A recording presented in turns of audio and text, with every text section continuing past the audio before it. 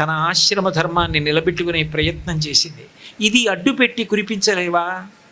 లోకంలో ఒక పెద్ద వయసు వచ్చిన వ్యక్తి ఆకలేస్తోందని ఏడుస్తుంటే నిజమో అబద్ధమో అని పెట్టకపోవచ్చు. ఓ చిన్న పిల్ల ముక్కుపచ్చలారని పిల్ల అమ్మని పట్టుకుని, అమ్మ అన్నం తిని 2 రోజులు అయింది, నీళ్లు తాగమంటున్నావు, కడుపులో తిప్పి వాంతి అయిపోతోందమ్మా, ఆకలేస్తోంది, కళ్ళు తిరిగిపోతున్నాయని ఏడుస్తుంటే గుళ్ళోకి వచ్చి గుండీలో వేద్దాం అనుకున్న 50 రూపాయలు గుళ్ళో వేయకుండా పక్కన కాస్త ఏదో ఆహారం కొని ఓ మంచినీళ్ళ సీసా కొని ఇచ్చి ముందు ఆ పిల్లకి పట్టంటాం.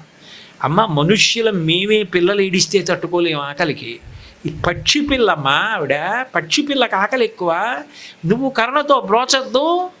కాబట్టి దద్యా దయాను పవనో ద్రవిణాంబుధార అస్మిన్న కించన విహంగ శిశవు విషణ్ణే దుష్కర్మ ఘర్మమపనీయ చిరాయ దూరం నారాయణ ప్రణయనీ నయనాంబువాహ.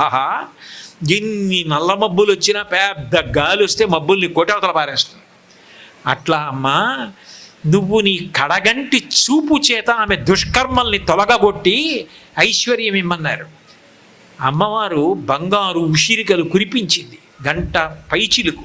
ఆ ఇంటికి నేను వెళ్ళాను కూడా, కేరళలో స్వర్ణతుమన అని గేటు మీద బోర్డు ఉంటుంది, కనకధార కురిసిన ప్రదేశం అని.